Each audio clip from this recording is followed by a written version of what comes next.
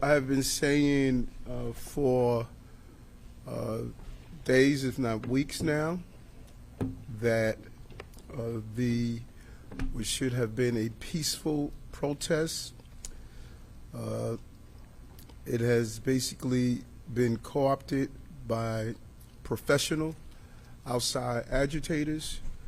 We were extremely cautious about releasing our intel information because our goal was to ensure the safety of our students, the faculty, and without any destruction of property. And we are here today to update New Yorkers about the ongoing situation at Columbia University and our plans to protect students, our staff, and the public. And we were well aware, based on a series of observations, that what should have been a peaceful protest that is part of the constitutional rights of Americans has clearly been co-opted. A right which this administration supports and defends, to voice your concern. But we have also will continue, and we have sounded the alarm numerous times before about external actors who are attempting to hijack this protest. Tonight, we're here to show you some example of these external actors who have no affiliation with Columbia University, as well as some of our other educational facilities. And they are actively creating serious public safety issues at these protests. Maybe some of the students involved don't understand what they are involved in. We urge those and everyone else violating Columbia's order to leave the area and leave the area now. And if you are a parent or guardian of a student, please call your child and urge them to leave the area before the situation escalates in any way. This is for their own safety and for the safety of others. These external actors are obviously not students, and their presence on campus is a violation of Columbia's clearly stated policy. As the police commissioner and our deputy commissioner for intel and counterterrorism, Rebecca Weiner, will detail, you will see why this is of concern to us. This group and the individuals one that we're going to show is an outside agitator with a history of escalating situation and trying to create chaos. It is our belief they are now actively co-opting what should be a peaceful gathering.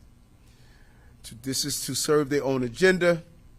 They are not here to promote peace or unity or allow a peaceful displaying of one's voice, but they're here to create discord and divisiveness. That is why I'm urging every student and every protester to walk away from this situation now and continue your advocacy through other means. We will always protect the right to protest, but we must balance that right with the right to keep students, the school, and our city safe.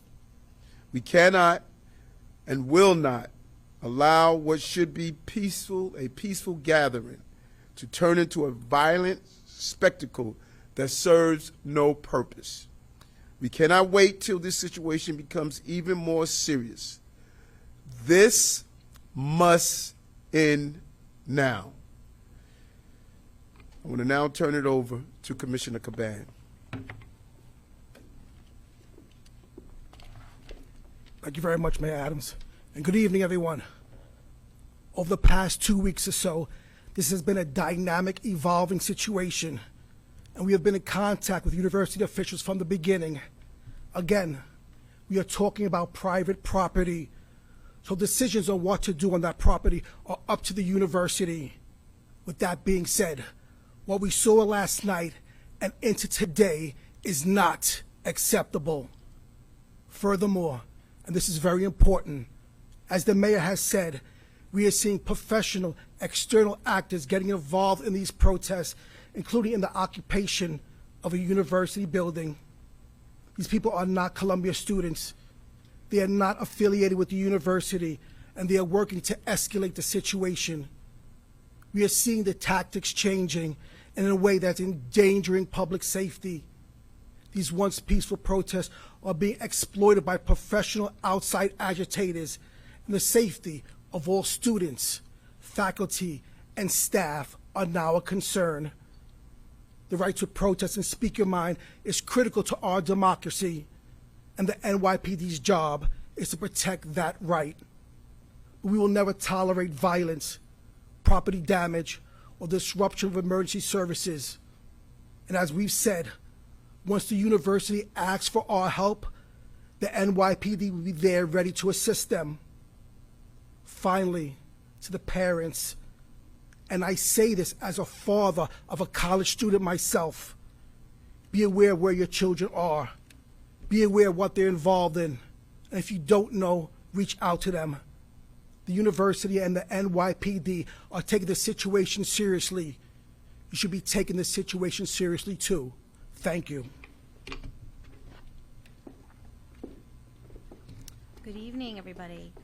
So as the mayor and the police commissioner have just been outlining, we've observed, and you all have as well, a really concerning escalation of activity associated with campus protests broadly, and in particular with Columbia University over the past 24 hours. And this escalation presents a real threat to public safety. So I want to make 2 points.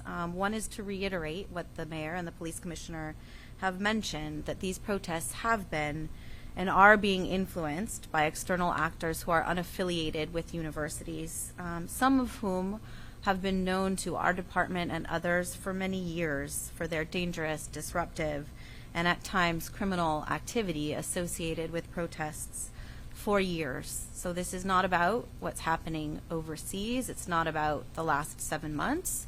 It's about a very different commitment to, at times, violent protest activity as an occupation.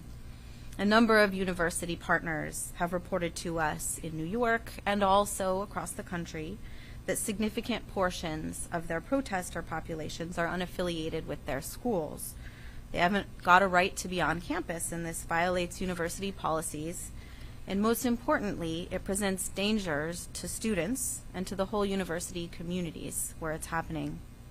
And second, we see an escalation in tactics. And when we see what we saw last night, I'm going to show you a few examples, and they exemplify some of the behavior that we're seeing in a much more holistic way. We think these tactics are a result of guidance that's being given to students from some of these external actors. So we see individuals in black bloc attire, scaling buildings, breaking into windows, barricades being made out of furniture or being dragged from the lawn into Hamilton Hall, cameras that have been destroyed. And there's only one reason to destroy a camera. It's certainly not something anyone is taught to do in school. De-arresting tactics being encouraged, property destruction, signs being fortified into shields, reports of physical altercations between individuals, and other forms of intimidation. This has gone to the next level, and we have real cause for concern. And I want to point out that this is an escalation that, while it began last night at Columbia, we do expect it to continue beyond one building on one campus, but to other protests, to other universities, potentially to other cities. We are in constant dialogue with Columbia University officials as well as other partners, and we are, as always, fully prepared to respond. So we want to reiterate that our priority is and always will be public safety for all, and I'm going to show you what is a 2-minute video clip. And again, some of this may be a little bit hard to interpret, but it shows us who've been looking at this stuff for quite some time 2 things. One is the presence of some external folks who are not affiliated with school, and the second is the evolution and the change in tactics that we witnessed last night. So if we could go ahead and play the video. There's a little bit of sound, which I'll try to narrate over. So this is 2 students who are trying to prevent the hall from being broken into, being intimidated by some others, as well as some of the external actors that we have been talking about, making a barrier to be dragged into Hamilton Hall. Here's an example of 2 individuals breaking into windows. Again, the black bloc attire is something that we've seen in protest activity for quite some time. Barricades that are being dragged into Hamilton Hall. Again, people unaffiliated with the school who are assisting in allowing them entry. Some training sessions that are occurring within the encampment itself. You know, that is something that the university has been very clear that only university students are to be allowed within the encampment. And these are just some still shots of some of the property destruction that we saw within Hamilton Hall. The windows breaking, the barricading, using furniture to prevent ingress and egress. And, you know, you can see quite obviously that this is a public safety concern for the students themselves, for the protesters themselves, for anybody else on campus. The broken windows, more barricades, human beings chained together to try to prevent entry into the buildings. So this is, you know, far beyond First Amendment protected speech and peaceful protest, which has been, you know, a key element of some of these things over the last few months. A lot of people involved. Some of them are known to us, and others are reported by university officials to be unaffiliated with campus. So that is why we are urging people to take this opportunity to leave Hamilton Hall, and just to reiterate that we are here to make things and keep things safe for our city. So thank you. All right, so we'll make this video available to you immediately after this press conference, but for now we'll take just a few questions on topic only. Miles? If the NYPD were to go to Columbia, so what charges would the students face, and does this message to leave Columbia now have a time interval attached to it? You know, so we are in ongoing dialogue with officials, and of course stand ready to come in if we are invited in. And of course, some of this activity, we would need to review the specific facts to see what charges might be appropriate. But in particular, for folks who are unaffiliated with the university, you know, it certainly looks to be like a trespass situation, and depending on their involvement, and the video will help us understand the full suite of their activity, there may be charges associated with the property destruction and the vandalism as well. And Commissioner Dorsey's been in touch with legal, so let him All right. Good evening. For the individuals that are inside of Hamilton Hall, they will be charged with burglary in the 3rd degree, criminal mischief, and trespassing. For the individuals that are in the encampments outside, they will be charged with trespassing and disorderly conduct. Who else? Bahari?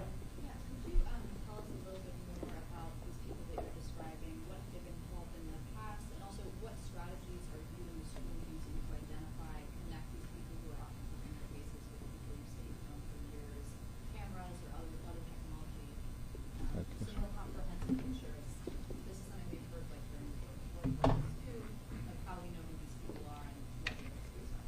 So in some cases, it's just through sheer force of being present at these protests over years, whether it was Occupy Wall Street, the Autonomous Zone in 2020, other protests around the country, Stop Cop City in Atlanta. So individuals who are familiar. And in other cases, we rely on partner reporting to say this is individuals that are known to us. So this is a collaborative effort, but as most of our work is, it involves our officers who do this better than anyone, who have been doing it repeatedly over many months and in some cases over many years.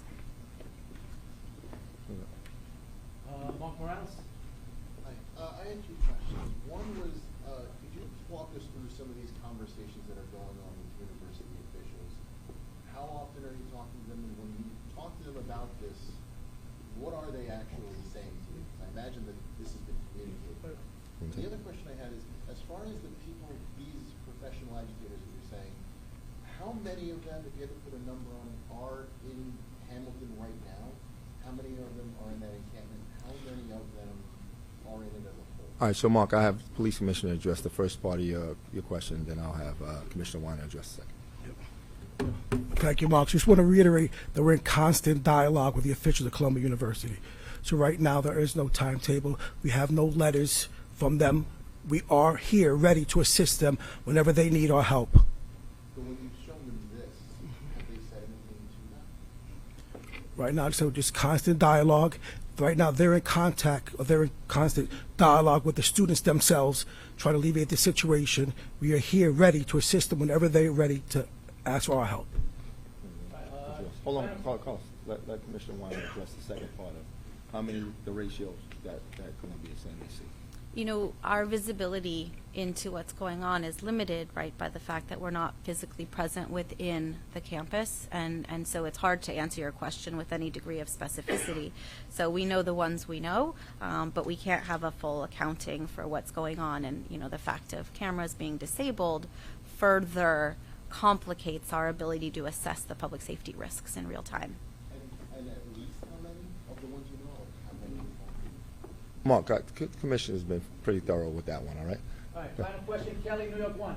I have two questions. I know you talked about the timeline, but Columbia has a commencement ceremony coming up on the 15th. Has the university president said that they want that done before that date or on that date? And then I just wanted to ask, those outside agitators at Hamilton Hall, is the NYPD going to deal with them differently than they would the other ones at the encampment? All right, I'll let Commissioner Daughtry answer the second part of your question. I think what the Commissioner just said applies to the first part, is that we're in constant contact, but right now we have not received any communication from the university that they want us to take action on that campus. Yep, just to echo what the Commissioner Shepherd said, I mean, we said it a couple times up here already. As soon as the university reaches out to us, we're more than willing able to help them. As far as the second part of your question, we're going to treat them just like when we went into NYU, when we went into Columbia the first time. There was no incidents.